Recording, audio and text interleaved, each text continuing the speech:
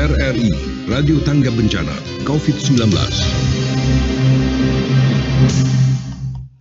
Selamat pagi pendengar, Anda masih bersama kami, Radio Republik Indonesia, Toli Toli Buol dan Parimo. Dan kita bersama dalam program Lintas Pagi Toli Toli dalam sesi dialog interaktif. Kita akan membahas topik mengenai siapa di balik eksploitasi kawasan hutan lindung. Nah, pendengar, pagi tadi kita sudah membahas begitu ya, bahwa di Kabupaten Toli Toli, Buol dan Parimo ini memiliki kawasan hutan lindung yang cukup luas begitu, ada ratusan ribu hektar. Kemudian kurangnya pengawasan menyebabkan terbukanya peluang eksploitasi atau perambahan kawasan hutan untuk aktivitas pembalakan liar, kemudian tambang ilegal. Dan baru-baru ini di Toli Toli diamankan 1 unit alat berat jenis eskavator yang diduga digunakan untuk melakukan penambangan ilegal di kawasan hutan lindung, tepatnya di Kecamatan Lampasio. Nah, kita akan membahas siapa sebenarnya di balik praktek-praktek seperti ini dan bagaimana memaksimalkan pengawasan agar praktek seperti ini tidak terjadi secara berulang. Kawasan hutan kita bisa tetap lestari. Saya punya narasumber pagi ini, saya akan perkenalkan. Yang pertama, kita bersama dengan Kepala Balai Pengelolaan Hutan Produksi Wilayah 12, Palu, Sulawesi Tengah, ada Pak Andi Rohendi. Assalamualaikum, selamat pagi Pak Andi.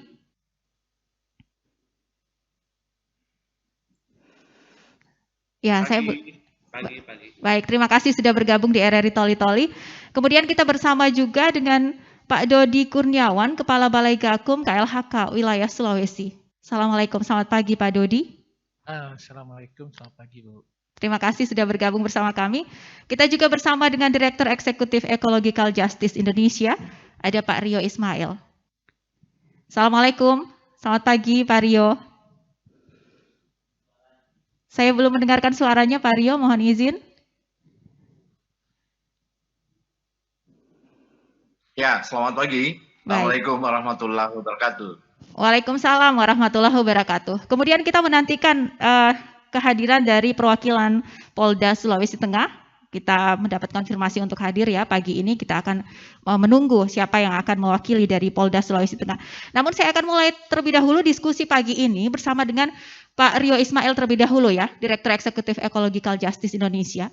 Nah Pak Rio, untuk wilayah Toli Toli, Buol dan Parimo ini ada ratusan ribu hektar kawasan hutan lindung yang ada. Dan tadi diakui oleh KPH Gunung Dako, Kepala KPH Gunung Dako khususnya di Toli Toli, bahwa ratusan ribu hektar itu hanya diawasi oleh 8 personil polisi kehutanan dengan anggaran yang minim.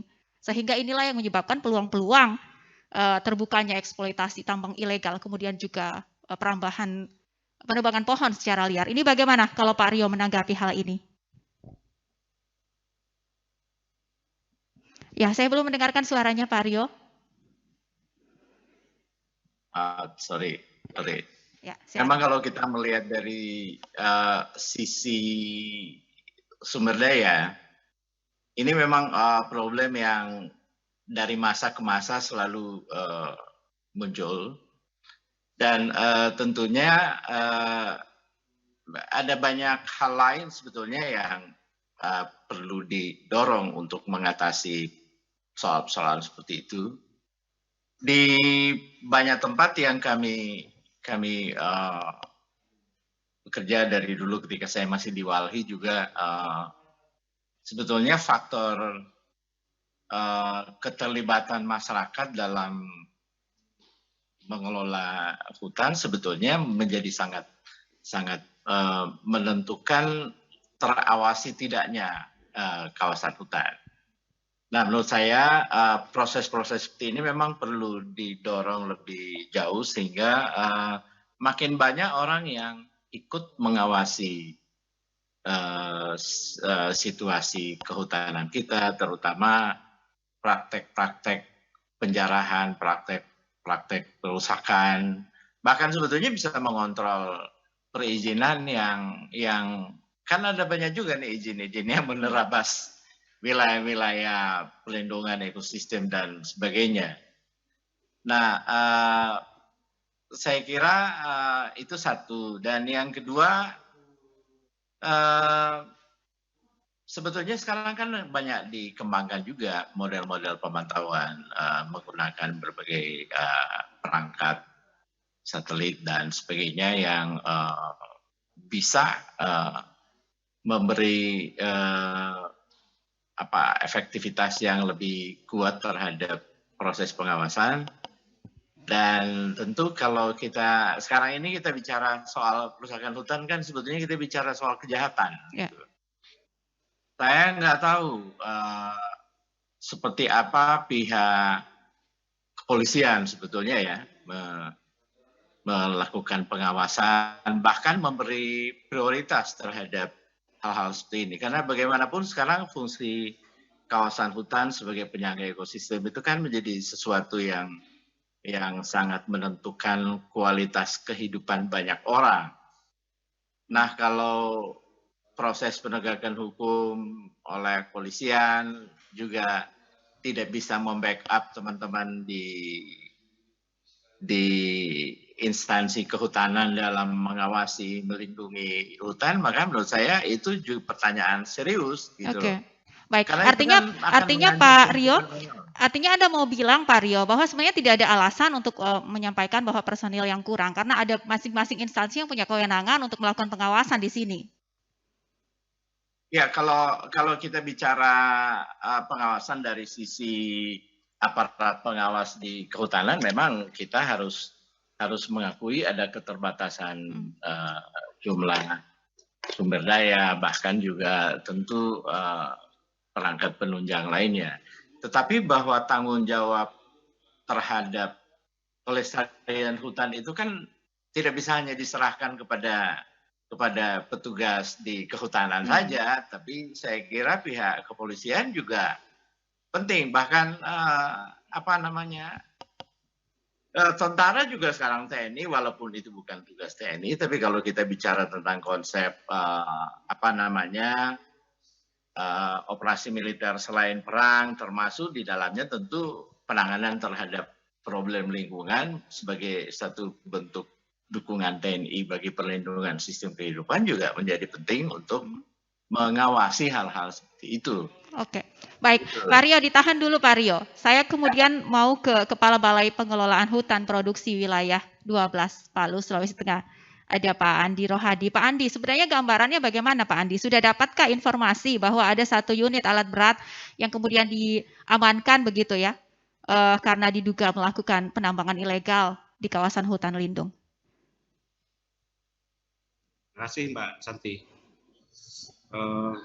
Sesuai nama instansinya ya, sebetulnya kami tidak ke hutan lindung sih, di hutan produksi saja, dan kami lebih bersifat ke tataran administratif ya, tentang pengawasan pengendalian perizinan gitu kan, perizinan yang dikeluarkan oleh pemerintah. Tupoksi kami melempar ke hutan lindung itu mulai terhitung PP 23 terbit, bahwa kami yang sebelumnya di hutan produksi sekarang juga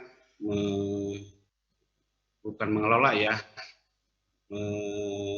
hutan lindung adalah bagian dari kegiatan kami, tapi sampai saat ini perangkat perizinan di hutan lindung di Sulawesi Tengah khususnya itu tidak ada satupun izin yang izin pemanfaatan kayu ya, PBPH sekarang namanya, izin usaha pemanfaatan hutan, yang diberikan di hutan lindung selama ini yang saya tahu adalah perhutanan sosial ya, di teman-teman di PSHL, dan itu pun yang dimanfaatkan adalah hasil hutan bukan kayu gitu.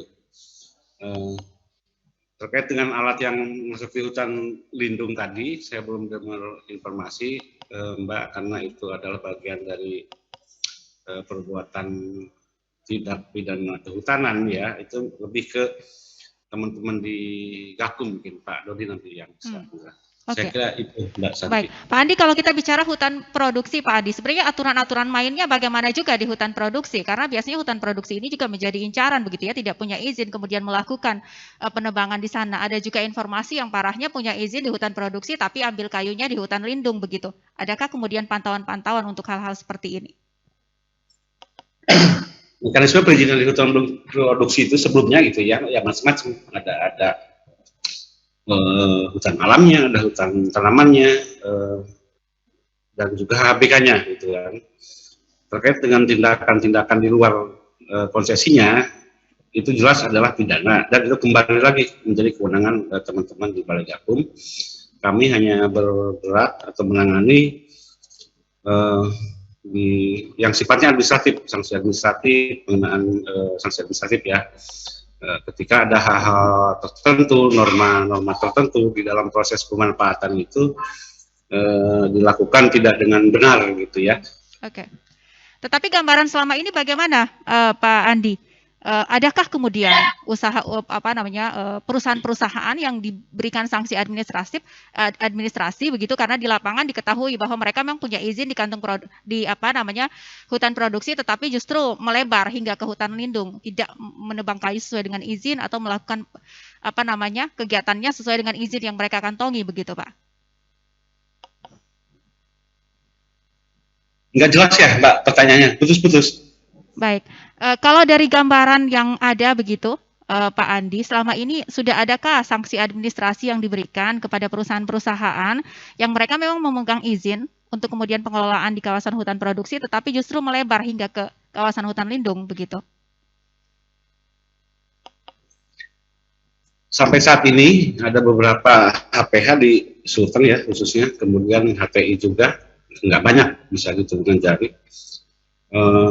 Dan kondisinya sampai saat ini gitu ya, ya boleh dibilang mati suri lah gitu ya, hampir nggak ada kegiatan. Gitu. Oke, gambarannya seperti ini, justru mereka punya izin tapi tidak ada kegiatan begitu ya, di kawasan hutan produksi? Bukan tidak punya kegiatan, kegiatannya hanya terbatas itu, misalkan target produksi kayunya misalkan 10.000 gitu ya, paling ya mungkin realisasi itu hanya 500, 1.000 gitu, tidak ideal sama sekali lah gitu, ketika itu kita diukur dengan skala sebuah perusahaan. Baiklah, nanti saya akan dalami lagi bersama dengan Pak Andi Rohadi, tapi saya mau ke Pak Dodi Kurniawan terlebih dahulu, Kepala Balai Gakum KLHK Wilayah Sulawesi. Pak Dodi? Ya. Pak Dodi, ini bagaimana Pak Dodi? Tadi seperti yang kami sampaikan di awal, kurangnya pengawasan ini menyebabkan terbukanya peluang begitu ya eksploitasi di kawasan hutan lindung. Bahkan ada info juga di kawasan hutan produksi justru izinnya di situ, mengambilnya di kawasan hutan lindung. Pak Dodi, ini bagaimana sih pengawasan yang selama ini dilakukan oleh Balai Gakum Wilayah Sulawesi, pantauannya juga ke wilayah Sulawesi Tengah, Buol, Toli-Toli dan Parimo? Terima kasih, selamat pagi. Assalamualaikum warahmatullahi wabarakatuh. Pak Andi, Pak Rio Ismail yang kami hormati dan banggakan, Ibu Santi. Baik, kesempatan ini kami terima kasih undangannya dan juga kami diundang untuk berpartisipasi pagi hari ini. Kalau lihat pengawasan, memang kalau dibilang kendala dan hambatan pasti ada. Dimanapun, apa yang sama Pak Rio tadi, kami setuju sekali, memang banyak kendala dan hambatan.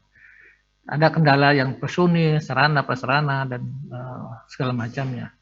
Tapi memang tidak boleh juga kita mengalah dengan keterbatasan itu. Nah, bagaimana upaya yang telah dilakukan oleh Balai Gakum selaku penegak hukum di Balai Sulawesi, untuk LHK, kami mempunyai beberapa hal yang strategi pendekatan. Adalah pendekatan pertama adalah bagaimana pendekatan ke masyarakat persuasif yang Undang-Undang Cipta Kerja ada perubahan sekali tentang aturan itu, pertama. Kedua, bagaimana membangun jaringan semua stakeholder, mulai KPH, Dinas, Polda, Kejaksaan, TNI, Bea Cukai, dan lain sebagainya. Nah, terkait tindakan yang disampaikan di Buol atau yang lain, tindakan yang teman-teman lakukan kemarin adalah suatu tindakan bagaimana upaya pencegahan dan penanggulangan kejahatan lingkungan hidup dan kehutanan. Salah satunya terhadap kegiatan pertambangan ilegal di kawasan hutan. Nah, terkait itu juga banyak hal yang kami temukan di seluruh Sulawesi ini. Kami mengawasi hutan sebanyak 13 juta hektar. 13 juta hektar dalam bicara dengan personil, ya tidak mungkin dengan jumlah personil 177 orang, atau lagi KPH tadi menyatakan 8 orang. Dalam hal perspektif hukum, efektif penegak hukum itu memang diatur oleh beberapa faktor. Faktor pertama adalah bagaimana peraturan perundangan itu sudah memadai atau belum. alhamdulillah peraturan perundangan sudah memadai menurut saya. Sudah memulai ada perubahan penyelesaian sengketa di masyarakat dengan negara atau penguasaan tanah di dalam hutan negara yang sebelumnya tidak diatur tata caranya, sekarang sudah ada. Yang kedua, penyelesaian konflik masyarakat sudah bisa. Aturan sudah banyak.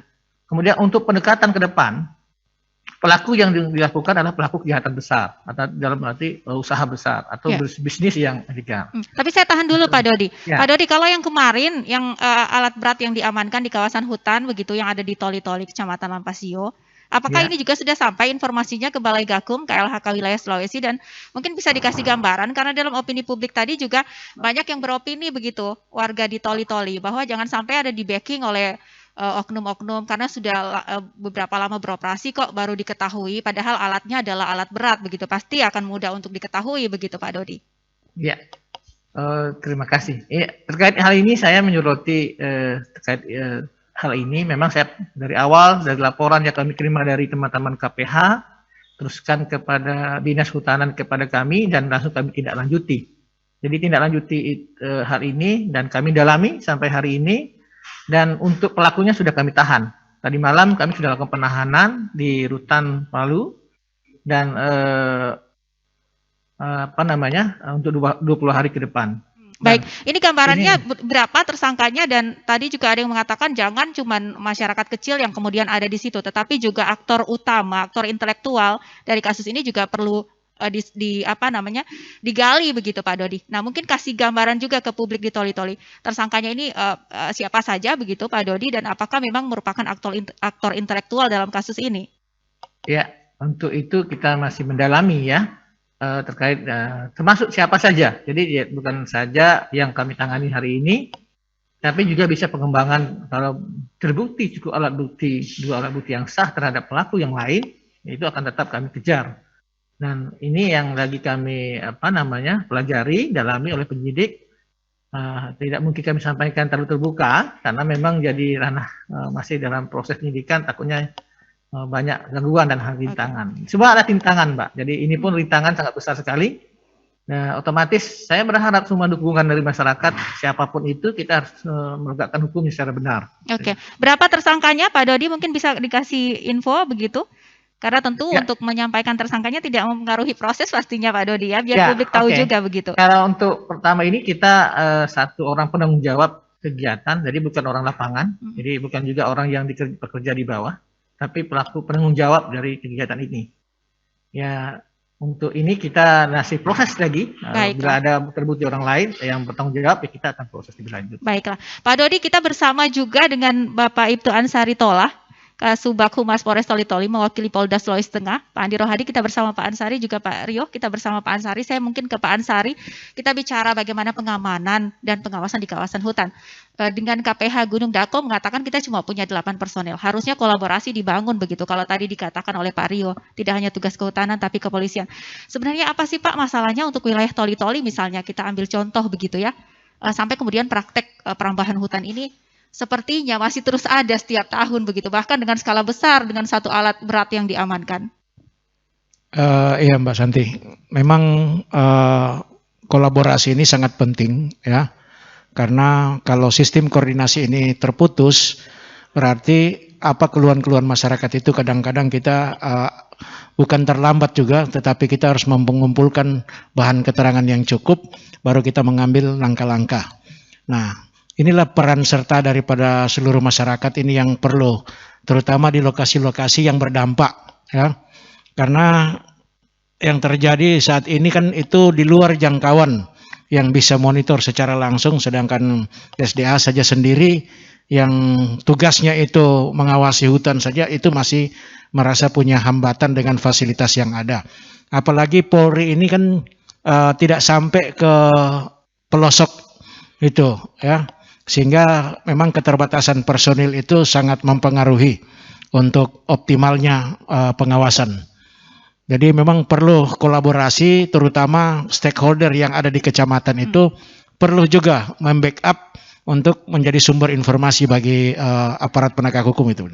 Baiklah, artinya kalau yang paling berat untuk kemudian kita masukkan, tadi ada opini publik yang mengatakan tentu tidak sulit ya untuk mengetahui info-info soal illegal logging, apalagi dengan alat berat yang besar tentu tidak pada saat mereka masuk ini pasti kelihatan begitu di desa atau di mana kan pasti ada kelihatan alatnya. Ini bagaimana Pak untuk memberikan pencerahan ke opini publik yang mengatakan seakan-akan mungkin yang arahnya seakan-akan ini ada pembiaran untuk kasus-kasus seperti ini. Ya, memang kan fungsi alat berat itu macam-macam ya. Bisa saja orang-orang berasumsi ya, apalagi macam yang disoroti sekarang kan jauh di perbatasan ya.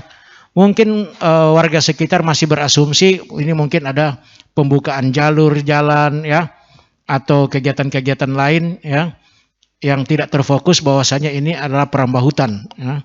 Nah, inilah yang perlu pemahaman diedukasi kepada seluruh lapisan masyarakat yang terutama ada di pedesaan agar senantiasa setiap kali ada gerakan-gerakan yang menurut warga masyarakat itu di pedesaan itu agak ganjil, itu perlu dikoordinasikan secara bertahap, baik mulai dari pemerintah, stakeholder yang ada di kecamatan atau di desa sampai ke kabupaten. Sehingga pemantauan itu bagi kami aparat penegak hukum itu bisa mengambil langkah-langkah kebijakan selanjutnya. Oke, baik. Saya coba ajak pendengar untuk beropini pagi ini, memberikan tanggapannya begitu ya. Kita dengarkan juga opini publik bagaimana soal topik yang kita bahas pagi ini, apa masukannya begitu. Silakan Anda bisa menelpon di sela-sela diskusi ini di 085242486001. Sekali lagi, line interaktif yang bisa Anda gunakan di 085242486001. Kita bersama dengan Kepala Balai Gakum KLHK Wilayah Sulawesi, Bapak Dodi Kurniawan, kemudian ada Pak Andi Rohadi, Kepala Balai Pengelolaan Hutan Produksi Wilayah 12 Palu, juga ada Pak Rio dari Direktur Eksekutif Ecological Justice Indonesia, juga Kasubag Humas Polres Toli-Toli Bapak Ibtu Ansari Tola. Silakan sampaikan opini Anda di 085242486001, namun kita akan jeda terlebih dahulu, pastikan tetap bersama kami.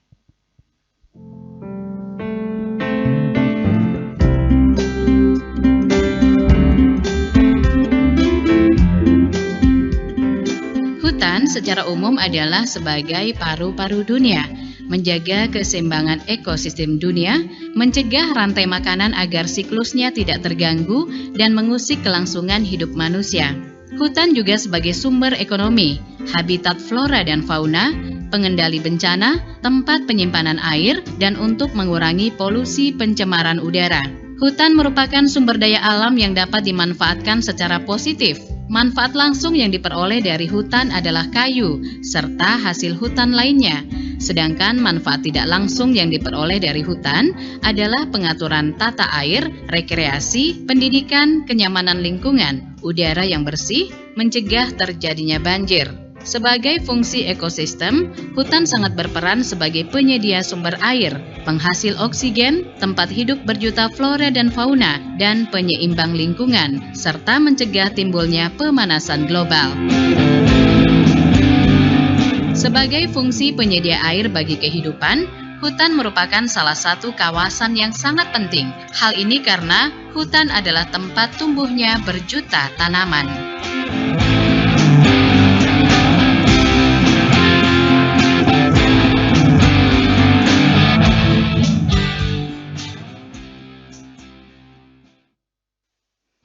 RRI, Radio Tangga Bencana, COVID-19. Pendengar, terima kasih Anda masih bersama kami dalam sesi dialog interaktif pagi hari ini di RRI Toli-Toli, Buol, dan juga Parimo. Kita masih lanjutkan ya bersama dengan narasumber kami membahas siapa di balik eksploitasi kawasan hutan lindung yang ada di wilayah Toli-Toli, Buol maupun juga wilayah Parimo. Saya kemudian ke Bang Rio. Bang Rio, sejauh ini tentu kita ingin mengetahui juga bagaimana peran dari organisasi lingkungan yang bisa memberikan intervensi begitu. Kalau tadi disampaikan Bang Rio bahwa memang diakui minim SDM, minim peralatan. Kalau tadi Pak Ansari mengatakan lokasinya jauh di dalam hutan. Nah, ini bagaimana intervensi yang bisa diberikan oleh organisasi lingkungan untuk hal-hal seperti ini, Bang Rio? Ya, terima kasih. Memang kalau kita melihat lebih luas ya, ada hal yang menggembirakan pada perkembangan saat ini. Ya, ini makin banyaknya organisasi lingkungan yang peduli pada banyak isu, terutama di sektor kehutanan. Cuma memang mesti diakui banyak organisasi lingkungan yang tidak bisa melakukan pemantauan dengan lebih sistemik, lebih komprehensif terhadap berbagai perkembangan yang terkait hutan. Tapi saya kira hal terpenting yang banyak dikembangkan oleh banyak organisasi lingkungan adalah mengajak masyarakat di berbagai tempat untuk ikut mengawasi. Karena setuju atau tidak setuju, kelestarian lingkungan, terutama mempertahankan fungsi kawasan hutan, itu menjadi bagian dari upaya menjaga kehidupan bersama. Saya kira bencana yang banyak kita lihat di mana-mana kan sebetulnya juga tidak lepas dari perubahan-perubahan fungsi tata ruang, fungsi hutan yang apakah itu berubah karena sesuatu yang bersifat legal maupun ilegal, itu kan sebetulnya banyak terjadi. Nah, saya kira mendorong masyarakat untuk makin terlibat mengawasi berbagai perkembangan di sekitarnya adalah sesuatu yang penting, dan saya kira banyak organisasi lingkungan mendorong ke arah sana. Baik, bagaimana dengan penegakan hukumnya, Bang Rio? Karena tadi juga ada yang menyampaikan kemungkinan dari masyarakat juga yang khawatir untuk melaporkan begitu ya. Karena ini biasanya juga melibatkan orang-orang yang mungkin ya, seperti tadi ada opini publik yang mengatakan bisa jadi ada oknum yang terlibat di dalamnya sehingga masyarakat kemudian apatis untuk mau memberikan laporan dan lain sebagainya. Ini bagaimana Bang Rio menanggapi ini? Ya, betul, memang faktor keterlibatan oknum ini kan memang sesuatu yang harus kita dorong untuk dihentikan. Dan itu adalah sesuatu yang ya kadang-kadang oknum kan bukan sesuatu yang kita bilang ini adalah tindakan-tindakan institusional. Tapi kami sendiri berusaha untuk mendorong banyak pihak untuk menertibkan oknum-oknum yang bermain dalam kasus-kasus seperti ini. Tapi saya kira yang paling penting adalah kita juga harus mendorong keberanian banyak orang untuk ikut mengawasi dan ikut melaporkan.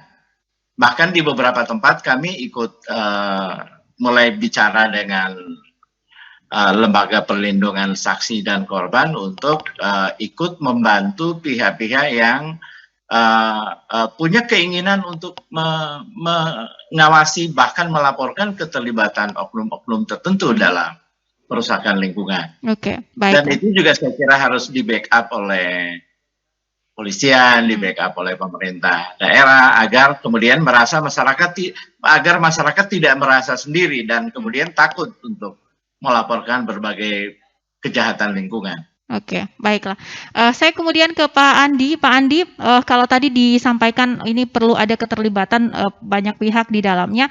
Saya ulangi kembali, mungkin seperti kata Pak Carnoto Anom dalam diskusi wawancara kami, begitu yang kami siarkan pagi tadi, bahwa memang ada banyak keterbatasan untuk kesatuan pengelola hutan, begitu ya, yang ada di daerah-daerah seperti mungkin Toli-Toli, Buol, dan Parimo. Dari segi SDM, kemudian peralatan, belum lagi kolaborasi yang belum terbangun dengan bagus. Nah, ini bagaimana Pak kalau dari Balai Pengelola Hutan sendiri mengomentari soal ini?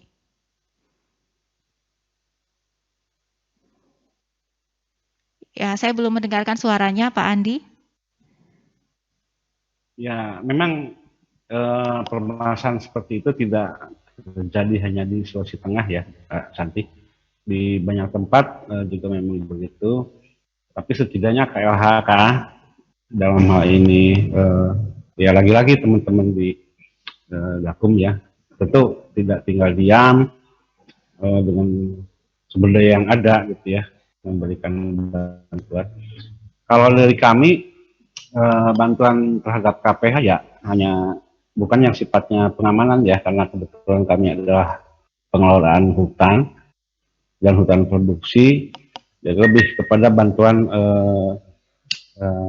alat-alat ekonomi produktif bagi kelompok-kelompok tani hutan di sekitar KPH atau yang menjadi binaan KPH gitu ya, terutama kaitannya dengan menghadapi masa-masa pandemi ini. Jadi kembali saya sampaikan bahwa ya memang keterbatasan personil itu terjadi tidak hanya di Sulteng, maksud saya, hampir di seluruh wilayah gitu ya.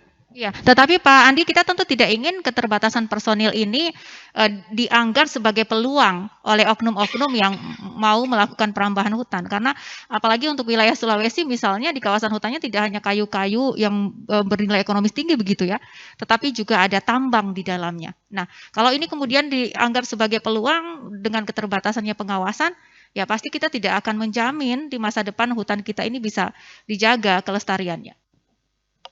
Ya saya kira mungkin teman-teman punya strategi khusus ya, teman-teman di Gakum gitu ya, di Balai Gakum, Pak Doni dan kawan-kawan, entah itu sosialisasi atau apa, seperti apa, mengingatkan kesadaran masyarakat tentang arti pentingnya hutan untuk lingkungan. Saya juga tidak tahu detailnya, karena itu di ranahnya Pak Doni sih ya, teman-teman di Balai Gakum terkait penegakan hukum. Kami hanya di tataran pelayanan pasca izin, izin pemanfaatan hutan. Iya, tetapi dalam proses pengelolaan ini, Pak, ketika izin keluar, ini juga yang kadang-kadang pernah juga ada praktisi lingkungan di Toli-Toli yang mengatakan ini juga perlu pengawasan yang ketat, karena jangan sampai izinnya misalnya ada di kawasan tertentu, tetapi mengambilnya justru di tempat tertentu begitu, tidak sesuai antara izin dengan apa yang mereka kelola. Ini menjadi hal-hal yang juga seringkali mendapat sorotan. Saya sampaikan lagi tadi Mbak Santi yang tadi bahwa HPH di sini dan HTI di sini itu kondisinya sekarang ya tadi mati suri lah boleh dibilang gitu ya. Hampir tidak ada kegiatan, sampai sejauh ini gitu ya, semenjak saya ditugas di Palu ya. Oke, artinya kalau ada kegiatan pengelolaan di kawasan hutan produksi yang tidak berizin, ini juga perlu dikoordinasikan begitu ya, Pak Andi Rohadi, bersama dengan instansi terkait, Gakum, dan juga misalnya dari kepolisian setempat. Oh tentu saja, kan bisa siapa saja itu Mbak, bisa dari instansi kami ya kehutanan gitu, bisa dari masyarakat atau bisa dari lain-lain lah itu melaporkan ketika ada kegiatan-kegiatan yang ilegal di kawasan hutan, terutama di kawasan hutan produksi dan hutan lindung. Saya kira itu siapapun bisa melakukannya, dan itu adalah bagian dari partisipasi masyarakat ya dalam pembangunan. Saya kira begitu. Baik. Pak Dodi, kalau tadi disampaikan oleh Pak Andi Rohadi ini banyak kewenangannya di Gakum. Saya ulang kembali mungkin untuk Pak Dodi, kita tidak berharap bahwa personil yang minim, SDM yang minim begitu ya, peralatan yang minim ini ditangkap sebagai peluang oleh oknum-oknum yang memiliki modal yang kemudian ingin melakukan eksploitasi di kawasan hutan, baik itu tambangnya maupun kayu-kayu yang bernilai ekonomis. Ini bagaimana tanggapan Anda? Ya, memang kejahatan lingkungan hidup dan kehutanan ini isu yang kejahatan yang kompleks, Mbak. Jadi kejahatan yang ini meliputi multi aktor, jadi multi modus. Tadi terkait kejahatan lain juga, kemudian kejahatan transisional. Jadi memang dia kejahatannya meliputi banyak pihak yang terkait, banyak sekali yang perlu dilakukan. Contoh misalkan ada kejahatan tambang seperti ini. Pasti ada juga kejahatan pajak, ada kejahatan korupsi di situ, penyalahgunaan wewenang juga ada. Ada kejahatan cucian uang juga. Ada kejahatan apa lagi? Kejahatan yang modus operandi menggunakan oknum-oknum. Tapi banyak faktor di situ. Kemudian banyak pihak yang terlibat. Nah, sehingga aktor ya kalau sarana-prasarana kita anggap sebagai kelemahan ya juga bahaya juga.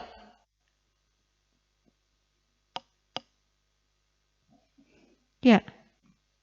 Dengan semua pihak sangat penting. Apalagi kepolisian selalu mendukung ya. Saya kira polisian sangat mendukung dengan tugas-tugas yang kita lakukan. TNI, kejaksaan dan semua pihak masyarakat, NGO, apalagi itu setiap hari saya mendapatkan laporan.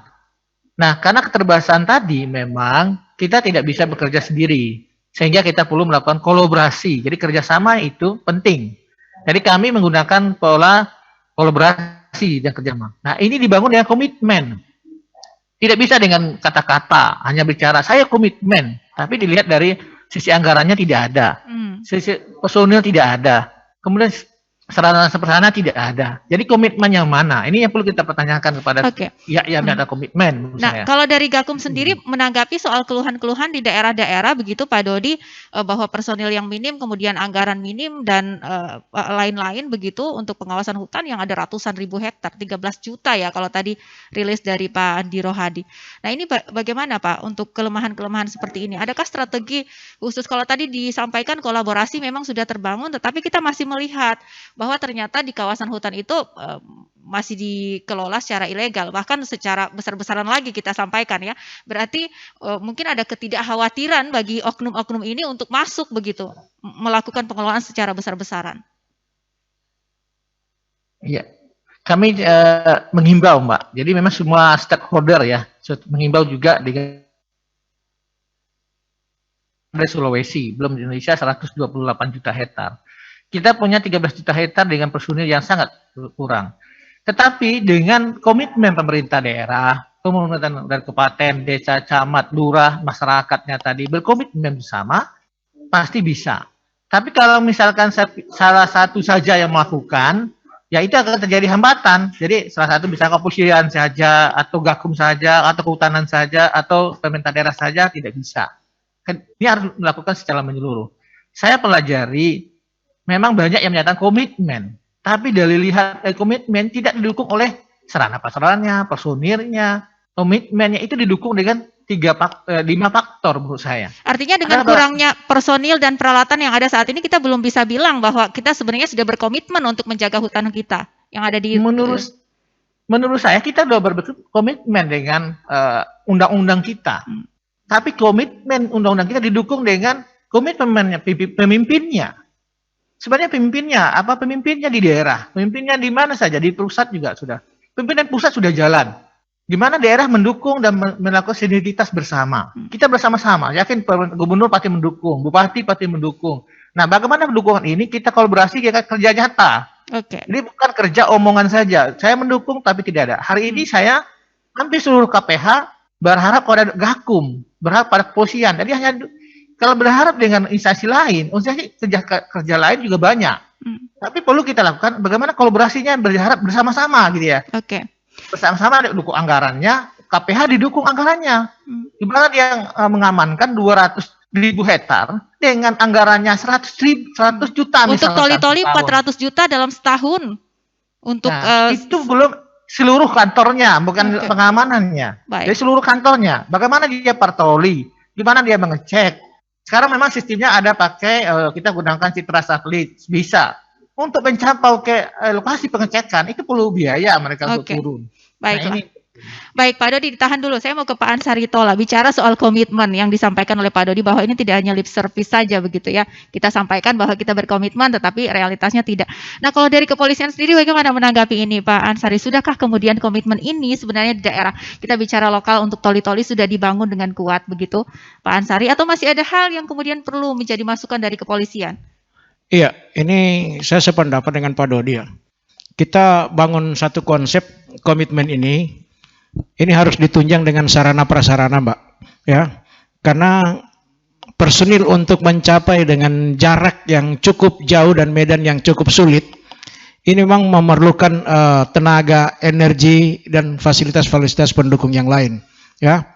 Nah, ini peran stakeholder yang ada di kewilayahan ini, memang komitmen itu yang kita harus bangun, harus dari lapisan yang paling bawah, Pak. Ya. Karena lapisan paling bawah ini yang pertama komitmen itulah sumber informasi. Kemudian yang kedua adalah tindak lanjut daripada sumber informasi tersebut. Nah, kemudian baru kita ngambil langkah-langkah, mulai daripada survei, penegakan hukum, dan lain-lain.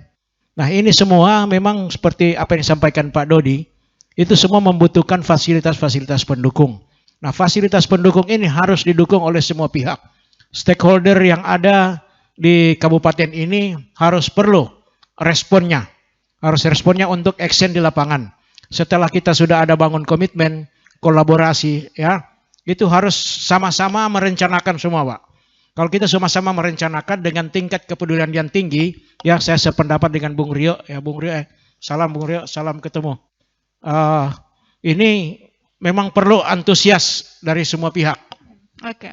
Tetapi Pak Ansari, kalau sesuai dengan topik kita, siapa di balik eksploitasi kawasan hutan lindung, tentu sebelum kita melakukan pengawasan, membuat perencanaan, kita juga perlu tahu lawannya ini siapa sebenarnya. Aktor intelektual dalam kegiatan eksploitasi ini siapa sebenarnya? Apakah rakyat biasa atau ada di backing oleh pengusaha dengan modal besar? Kalau untuk gambaran wilayah Toli-Toli saja begitu, Pak Ansari. Ini sebenarnya dalam praktek-praktek seperti ini, aktor-aktor yang biasanya melakukan ini yang seperti apa gambarannya, sehingga ada rencana yang lebih bagus lagi untuk dibangun dalam mencegah ini. Ya, sekarang kan kita ini sudah rahasia umum.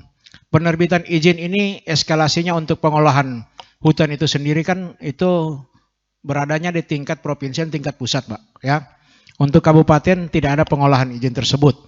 Makanya ini perlu juga sebelum penerbitan izin ini sudah harus ada komitmen-komitmen itu yang dibangun, Mbak, ya, sehingga rekomendasi itu lahir, ya. Jangan sampai Pak Bupati juga sudah kasih keluar rekomendasi, ya, SDM nanti mengeluarkan rekomendasi, terbit izin, ya, pihak-pihak pengamanan itu sendiri, pengawasan hutan itu sendiri, itu untuk membuat perencanaan pengawasan, pengendalian apa yang dikhawatirkan Mbak Santi tadi, misalnya izinnya di kompleks A, pengambilannya bahan di kompleks B. Nah, ini kan bukan serta-merta begitu kita pantau kita bisa langsung melakukan tindakan, ya. Ini perlu proses, ya. Karena untuk mencapai titik-titik tertentu ya tentu memerlukan energi yang cukup besar, fasilitas pendukung, ya. Nah, itu juga perlu diperhitungkan, Mbak. Kalau untuk aktor intelektualnya ini belum terjawab, Pak Ansari, kita perlu apa sih, masyarakat biasakah yang kemudian perlu kita sosialisasikan bahwa ini jangan kita melakukan praktek ini? Atau sebenarnya yang lebih banyak kalau tadi ada alat berat berarti sudah menengah ke atas begitu ya, aktor intelektualnya. Atau lebih banyak mereka yang punya modal, punya izin yang kemudian tidak sesuai dengan kenyataan di lapangan? Ya, kalau itu diawali dengan sosialisasi, ya, pada saat sebelum terbit izin, Pak Bupati sebagai kepala daerah sebelum mengeluarkan rekomendasi, itu sudah ada pengkajian dulu, Pak. Pengkajian sosialisasi, ya, di mana lokasi yang akan dibuat terbitkan izin, ya mungkin masyarakat di situ sudah ikut mengawasi, ya. Jadi karena mereka sudah paham ini izin akan terbit untuk ABC, ya. Jadi begitu kita sosialisasi dan masyarakat lihat, oh tidak sesuai ABC-nya, maka dia akan mudah memberi informasi dan lebih berani dia memberi informasi karena sudah didahulukan dengan kegiatan-kegiatan edukasi kepada masyarakat itu sendiri. Kalau yang sekarang ini izinnya ada, kemudian masyarakat tidak tahu di mana pengambilannya dan pada saat ditanyakan saya punya izin. Mungkin seperti itu, Pak Ansari.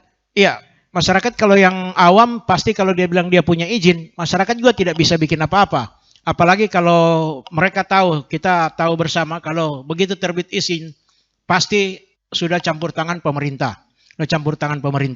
Jadi kalau dia sudah campur tangan pemerintah, wajar kalau masyarakat tidak mampu bersuara, ya, karena dia bilang yang berarti yang kita lawan adalah kebijakan.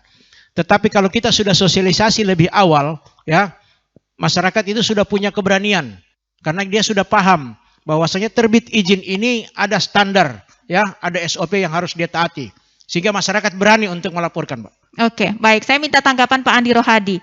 Ini berkaitan dengan tupoksi dari Pak Andi Rohadi ya, apa yang dijelaskan oleh Pak Ansari Tola. Silakan Pak Andi langsung ditanggapi. Mbak Santi, ketika izin pemerintah pusat ya dalam hal ini, kebetulan COP pusat akan dikeluarkan, itu sudah melalui mekanisme atau prosedur ketentuan berbagai macam melalui AMDA dan lain-lain lah sampai terbitnya izin itu sudah melalui proses tahapan yang sangat ketat. Begitu juga si calon pemohon, calon pemegang izin tentu saja sudah sosialisasi ke masyarakat sekitarnya apa dan lain-lain sehingga mereka mendapatkan rekom dari gubernur misalnya. Nah atas dasar itu pula gitu ya KLHK dalam hal ini tentu tidak sembarangan mengeluarkan izin, sudah melalui berbagai tahapan, berbagai persyaratan yang harus dipenuhi oleh pemohon, tentu ada verifikasi dan lain-lain itu. Saya kira kalau masalah izin gitu ya tidak sembarangan dikasihkan, sudah clear. Ketika dalam pelaksanaannya pasca izin dalam operasionalnya ya tentu tadi seperti yang saya sampaikan itu semua masyarakat berhak itu mengawasi dan melaporkannya ketika dicurigai atau terindikasi ada pelanggaran-pelanggaran yang dilakukan oleh si pemegang izin yang bersangkutan. Pernah tidak Pak ada Setelah- kemudian ditemukan pelanggaran-pelanggaran untuk wilayah Sulawesi Tengah?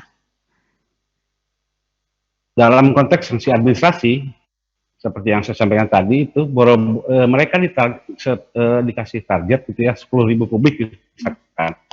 Realisasi cuma 300 atau 1.000. Tetapi logikanya belum kan, pernah ditemukan Pak ya, seperti yang misalnya dikhawatirkan punya izin di tempat A, kemudian mengambilnya di kawasan hutan lindung. setahu saya gitu di sini yang HPH maupun HPU tidak ya, tidak seperti itu gitu kan. Karena itu tadi logikanya Mbak, dikasih target 10.000 aja nggak dikerjakan, masa iya mau masih ngambil di luar izin gitu kan. Dan memang kenyataan seperti itu ketika. Karena bisa misalkan jadi Pak Andi beberapa kali. Rohadi karena tidak bisa memenuhi target, mungkin saja di kawasan izinnya itu tidak ada kayu-kayu yang bernilai ekonomis begitu, sehingga harus merambah ke tempat lain untuk memenuhi kuota yang diizinkan. Enggak begitu. Nah, Tidak ya, ini dipastikan. Di Sulawesi, di area masing-masing. Ya, dipastikan di area konsesinya masing-masing itu sesungguhnya ya potensi kayu itu masih ada, masih cukup lah, masih banyak gitu ya. Karena ada Ini survei karena dulu berbagai ya, macam- sebelum mengeluarkan izinnya tentu dikaji dulu berapa yang bisa berhak dikeluarkan begitu ya Pak Andi. Ya itu tadi. Dengan berbagai norma-norma, batasan-batasan dan lain-lain, sebuah izin itu dikeluarkan tidak sembarangan gitu ya, Mbak Tati. Baiklah, saya ke Pak Rio. Pak Rio selaku Direktur Eksekutif Ecological Justice Indonesia. Nah, mungkin bisa ditanggapi nih Pak Rio, apa yang disampaikan oleh Pak Ansari Tola, kekhawatiran kemudian sosialisasi yang minim, ada yang mengantongi izin misalnya, tetapi sosialisasinya minim, akhirnya ada praktek yang salah, justru masyarakat tidak tahu begitu. Nah, ini bagaimana Pak Rio mengomentari? Ya, saya belum mendengarkan suaranya, Pak Rio.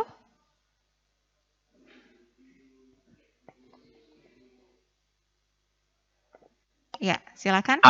Sorry. Ya, memang kalau kita coba melihat kembali bahwa kalau bicara kejahatan lingkungan, ini kan sebetulnya sesuatu yang memerlukan pendekatannya bersifat multi-door approach. Tapi memang tidak mudah menerjemahkan multi-door approach itu dalam praktek, gitu. Terutama kalau sudah bicara praktek anggaran misalnya. Kalau multi-door approach ini kan mempersyaratkan keterlibatan banyak pihak. Nah, tidak semua pihak itu punya kebijakan anggaran untuk pelindungan lingkungan. Itu masalahnya. Sehingga kemudian akhirnya kembali ke teman-teman di LHK yang salah benar tetap salah begitu kira-kira publik menganggapnya karena berkaitan dengan pengawasan kehutanan dan ya tentu ada benarnya juga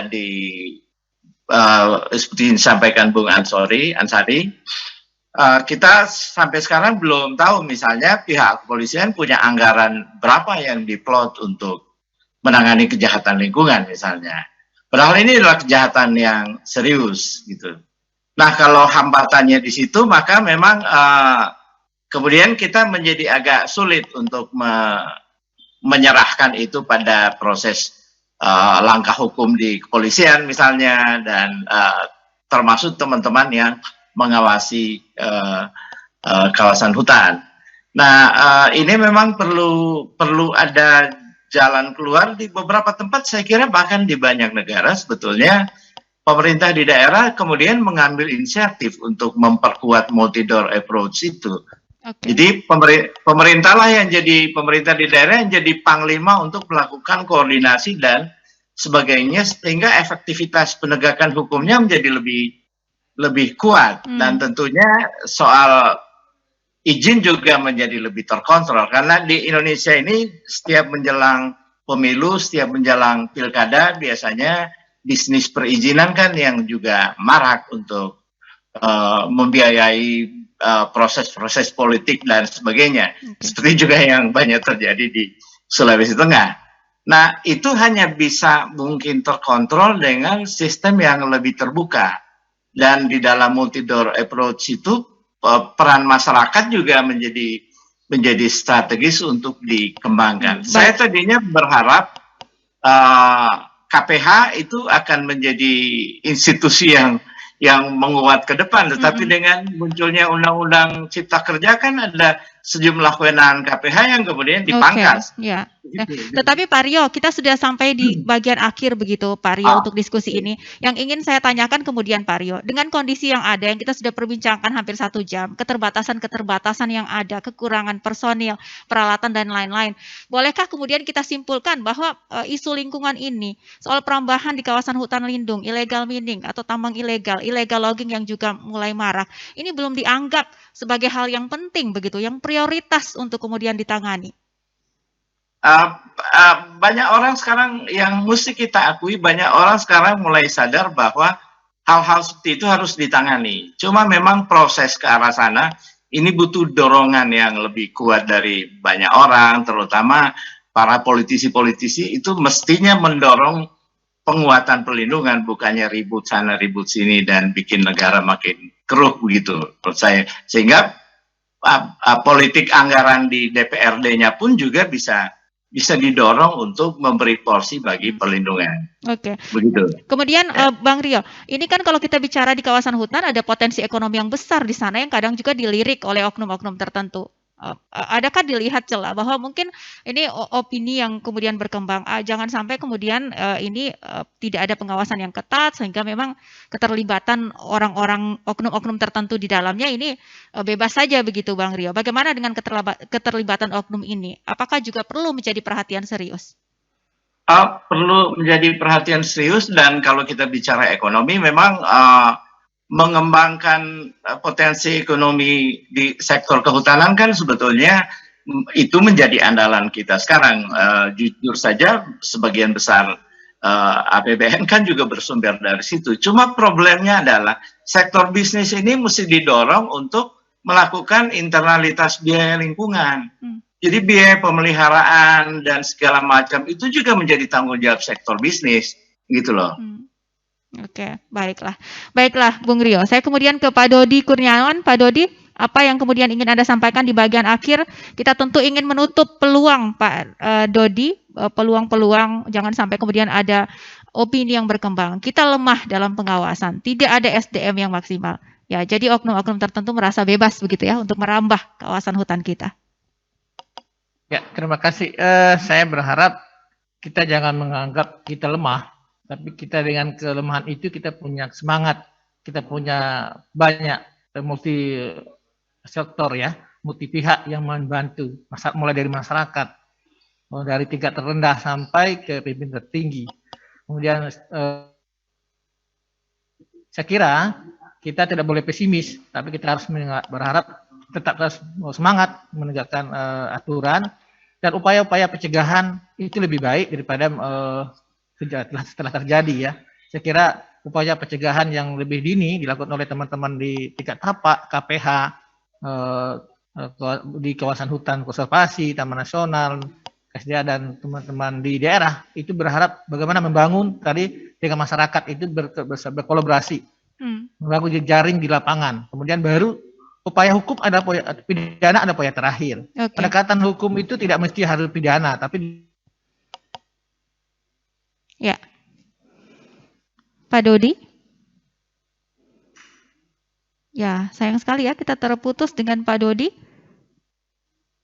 Baik, Pak Dodi bisa mendengarkan ya. Baik, Pak Dodi kemudian yang terakhir, intervensi apa yang akan diberikan begitu oleh Balai Gakum KLHK Wilayah Sulawesi melihat begitu banyak keterbatasan di Toli-Toli, Buol dan Parimo, dan pastinya juga praktek-praktek pengelolaan hutan ini yang juga sudah dengan skala besar karena sudah ada tersangka begitu yang diamankan dengan satu alat berat. Ini bagaimana nanti intervensi ke depannya yang akan dilakukan? Ya, kami akan membangun jaring di tingkat tapak ya, dan juga bagaimana kolaborasi, komitmen, sinergitas dengan para pihak akan kita lakukan dengan baik ke depan, dan berharap nanti pengawasan akan terus ditingkatkan, dan kita akan membangun komunikasi terus dengan teman-teman KPH, apa-apa langkah-langkah pencegahannya, apa langkah-langkah yang akan dilakukan ke depan. Karena memang upaya pencegahan itu lebih baik daripada melakukan setelah tadi kerusakan. Okay. Yang kedua, kami berharap juga pemerintah daerah ya setempat, itu bukan berarti bukan kewenangan menjadi alasan untuk tidak melakukan membiarkan itu terjadi, tapi bagaimana kita membangun sinergitas yang baik bersama di masa depan untuk mencegah terjadinya kerusakan lebih lanjut. Baik, termasuk proses hukum untuk kasus yang terjadi ini dipastikan akan sesuai prosedur begitu Pak ya, untuk memberikan efek jerah Pak Dodi. Karena ini juga yang kemudian ya, dipertanyakan publik. Ya, kalau proses hukum insya Allah kami mohon dukungan juga para stakeholder yang ada. Bila ada pelaku yang lebih dari yang sekarang atau yang berkembang, bisa ada menemukan 2 alat bukti yang sah, kami tidak akan menghentikan kasusnya dan akan terus meneruskan kasusnya kepada siapapun yang terlibat. Okay. Dan kami berharap juga teman-teman ataupun yang saudara kita yang masih juga bermain di lapangan, berhentilah sebelum terjadi permasalahan besar terhadap kita sendiri, ya. Apalagi kawasan hutan sekarang sudah mempunyai kemudahan-kemudahan untuk investasi sangat diberikan oleh negara. Tapi untuk apa melakukan kejahatan kalau kemudahan itu sudah ada? Saya kira ini pesan penting bahwa kejahatan melakukan kegiatan ilegal padahal undang-undang sudah mengatur dengan baik dan mudah sekali melakukan perizinan di kawasan hutan yang benar. Baiklah, tetapi harus sesuai prosedur izinnya begitu ya. Ini menjadi penekanan juga. Saya kemudian ke Pak Ansari, bagaimana Pak Ansari? Tadi diharapkan oleh Balai Gakum bahwa kolaborasi dibangun, bagaimana dengan kepolisian di Toli-Toli? Siapkah untuk membangun kolaborasi yang lebih kuat lagi supaya tidak ada kasus seperti ini? Karena kita tahu sudah terlalu banyak mungkin ya, karena sudah ada beberapa bulan mungkin aktivitasnya baru terungkap, kita bisa bayangkan bagaimana kerusakan hutan kita. Ya, memang Mbak Santi, kolaborasi itu sangat penting dan kami Polri secara terstruktur itu baik dari tingkat pusat sampai ke daerah itu pasti support, pasti mendukung kegiatan-kegiatan kerjasama yang ada di kabupaten sampai ke kecamatan dan desa itu pasti kami support ya, karena Polri dituntut itu harus hadir pada saat masyarakat membutuhkan. Nah, dengan kegiatan-kegiatan seperti ini informasi atau peran pemberdayaan potensi masyarakat yang ada di pedesaan juga itu kami coba bangun. Kami coba bangun karena itu merupakan sumber informasi yang akurat untuk tingkat penyelidikan kami untuk pengawasan hal-hal yang dikhawatirkan oleh masyarakat saat ini. Nah, itulah yang perlu kita dukung di kabupaten ini agar semua mau berperan, semua mau berkontribusi sehingga apa yang kita khawatirkan saat ini bisa kita tanggulangi lebih awal. Oke, baiklah. Kemudian yang terakhir saya ke Pak Andi Rohadi. Silakan Pak, apa yang mau disampaikan di akhir perbincangan kita pagi ini, Pak Andi? Ya, jadi pasca UCK itu sekarang investasi di kehutanan gitu ya, lebih mudah, lebih leluasa, lebih luas. Sekarang kita prinsipnya menerapkan perizinan multi usaha, artinya tidak sebatas kayu. Di situ bisa berbagai macam komoditi ya, HBK terutama, rotan dan lain-lain sebagainya. Bisa dilakukan oleh satu pemegang PBPH.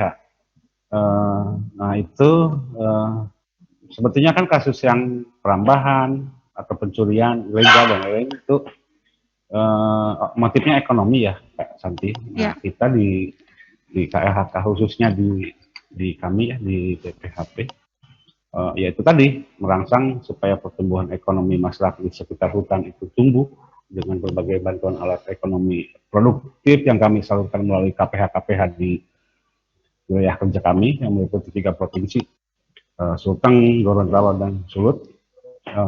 Kemudian juga perizinan berusaha semakin luas gitu ya. Oke. Nah itu upaya-upaya pencegahan seperti yang tadi disampaikan Pak Dodi bahwa pencegahan memang lebih penting daripada penindakan. Saya kira demikian. Baik, Pak Andi, kalau untuk anggaran di KPH Pak Andi yang ini juga cukup minim, ini bagaimana Anda mengomentari? Bagaimana mungkin bisa kemudian memaksimalkan kinerja dengan anggaran dan peralatan yang minim? Akankah ini menjadi evaluasi Pak dari Kementerian Lingkungan Hidup dan Kehutanan menjadi bahan masukan begitu bahwa daerah-daerah seperti Toli-Toli, Buol, dan Parimo juga butuh untuk penambahan personil dan juga peralatan? Ya, saya kira kami dari KLHK tidak bisa intervensi ya terkait politik atau kebijakan anggaran di daerah dalam Pemda provinsi. Tidak bisa intervensi sama sekali, ya paling ya berupa bantuan-bantuan sarana prasarana gitu ya. Yang periode lalu sih ada bantuan operasional kendaraan KPH, bangunan kantor KPH juga kami bangun. itu lalu 2017-18. Untuk wilayah Sulawesi Tengah Pak ya, Toli-Toli, Bol dan Parimo. 3 provinsi. 3 provinsi, baiklah. Iya, wilayah kerja kami ya. 3 provinsi, Sulteng, Gorontalo, dan Sulut. Kalau Pak Dodi kan 10 Sulawesi wilayah kerjanya dengan luas hutan 13 juta hektar itu, kami ya enggak seluruh Sulawesi, hanya 3 provinsi itu. Baiklah, artinya Pak Andi untuk peralatan dan lain sebagainya ini ada peluang untuk kemudian dibantu oleh KLHK begitu ya, ke daerah-daerah yang kemudian terbuka peluang karena minimnya peralatan sehingga praktek-praktek perambahan ini terjadi. Saya kira tergantung dengan usulan ya, kalau misalkan teman-teman merasa, ya bisa saja diusulkan, tapi ya terkait kewenangan penganggaran atau keputusan penganggaran seperti apa yang bisa dijangka di tahun berikutnya, itu ya itu kami juga tergantung dari pusat gitu kan, karena kami hanya pelaksana di sini kan. Baiklah. Dan hanya mengusulkan. Saya kira demikian, Mbak. Baiklah. Saya ucapkan terima kasih Pak Andi Rohadi sudah hadir bicara di RRI Toli-Toli, Bol dan Parimo. Terima kasih banyak Pak Dodi Kurniawan juga terima kasih banyak Pak Dodi dari Balai Gakum KLHK Wilayah Sulawesi. Pak Rio Ismail, Direktur Eksekutif Ecological Justice Indonesia, Provinsi Gorontalo ya, dari Provinsi Gorontalo. Kemudian Pak Ibtu Ansari Tola, Kasubag Humas Polres Toli-Toli. Terima kasih banyak Pak Ansari, semoga apa yang kita perbincangkan ini bisa menjadi gambaran begitu ya, untuk tentu meningkatkan kolaborasi ke depan mengamankan hutan. Kata Pak Dodi Kurniawan, komitmennya jangan hanya di atas kertas, tetapi bagaimana kemudian komitmen itu bisa melahirkan solusi sehingga hutan tetap lestari. Akhirnya mewakili kerabat kerja yang bertugas, saya Susantia Kataba, menyampaikan terima kasih atas perhatian Anda. Sampai jumpa.